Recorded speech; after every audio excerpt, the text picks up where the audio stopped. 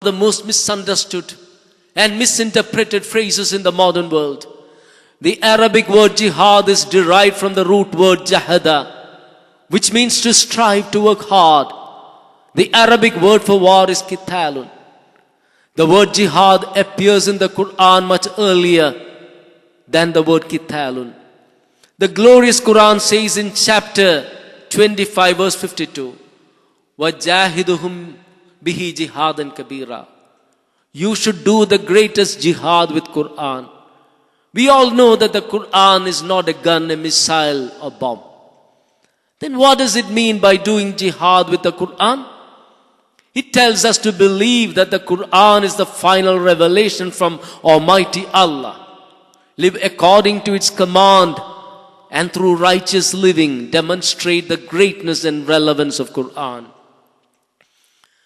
The word jihad means to believe strictly in the oneness of God, to worship Him and Him alone, to pray to Him alone, and never to associate anyone or anything with Him.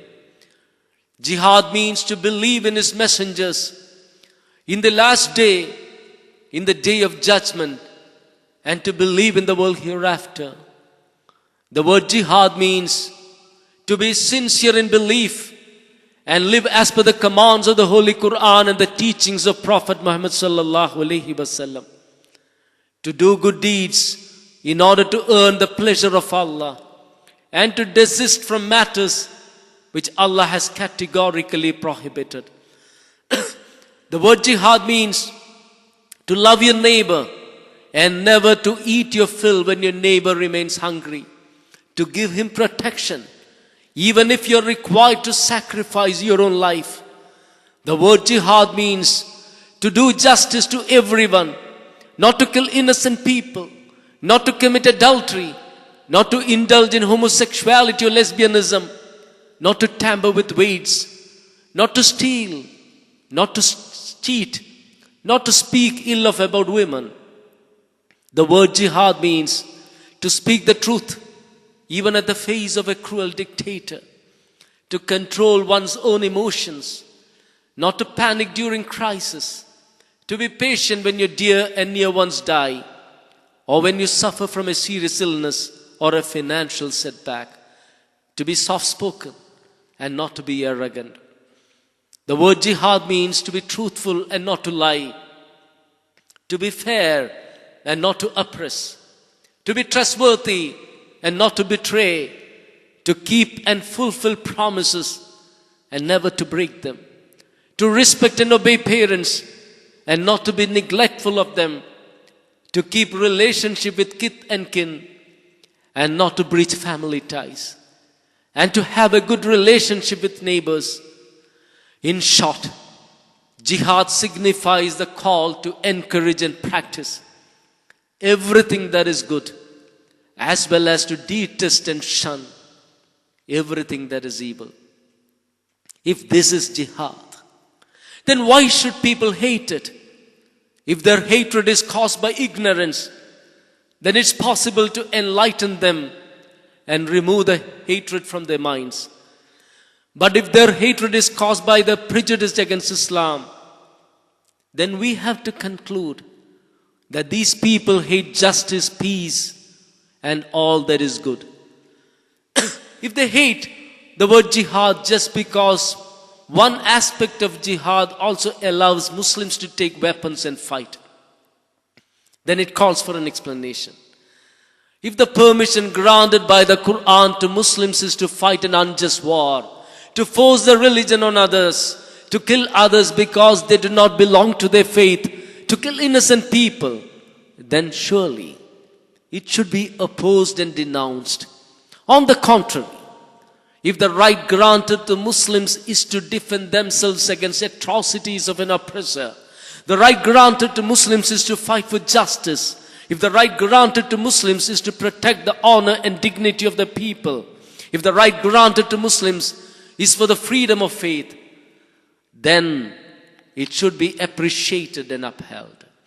The Holy Quran in chapter 22 verse 39 says, أُذِنَ لِلَّذِينَ يُقَاتَلُونَ بِأَنَّهُمْ ظُلِمُوا وَإِنَّ اللَّهَ إِلَى نَصْرِهِمْ لَقَدِيرٌ الَّذِينَ أُخْرِجُوا مِنْ دِيَارِهِمْ بِغَيْرِ حَقٍّ إِلَّا أَنْ يَقُولُوا رَبُّنَا اللَّهُ.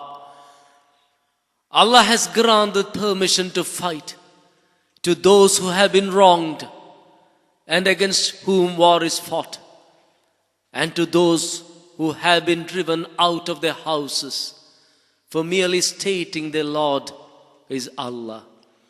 Why should anyone oppose the right given to a Muslim to defend one's own life and property?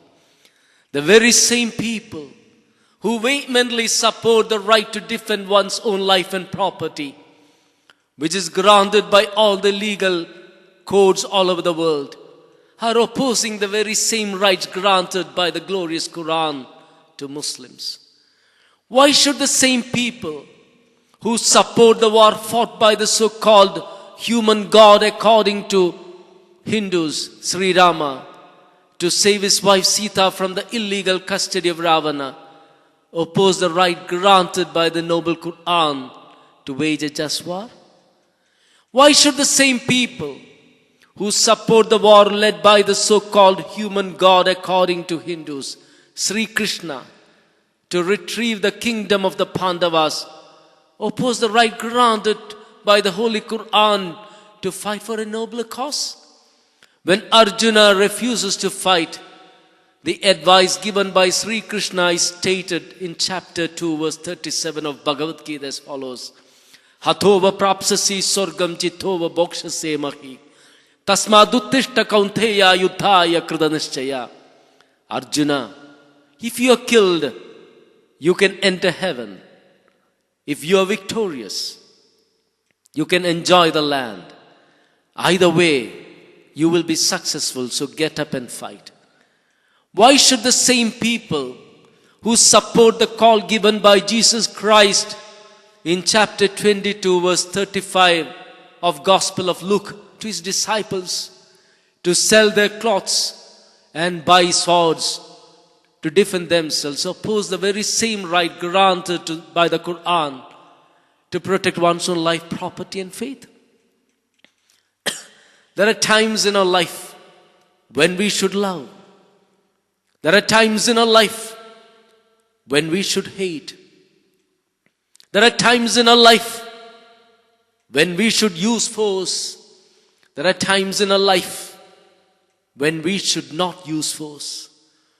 If a girl is being raped, and if you love the act of rape, in that circumstance, love is a sin and not a virtue.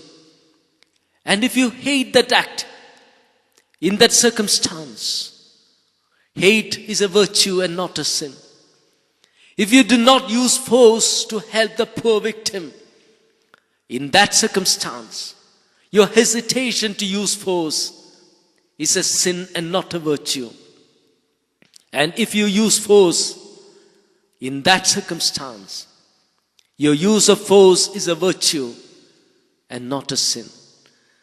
That is why the same Quran, which says in chapter 41 verse 34, وَلَا تَسْتَوِي الْحَسَنَةُ وَلَا السَّيِّئَةُ إِدْفَعْ بِالَّتِي هِيَ أَحْسَنُ فَإِذَا الَّذِي بَيْنَكَ وَبَيْنَهُ عَدَاوَةٌ كَأَنَّهُ وَلِيٌّ حَمِيمٌ. Good and evil are not same. Defend evil with good, and then even your bitter enemy will become your dearest friend. Has also allowed Muslims to defend themselves and fight against oppression. That is why the Prophet Muhammad sallallahu alaihi wasallam, who said that the strongest person is not the one who defeats his opponent in a duel, but the one who can control his emotions, has also stated that if you witness an atrocity, try to prevent it with your hands. If that's not possible, with your tongue. And even if that's not possible, in your mind.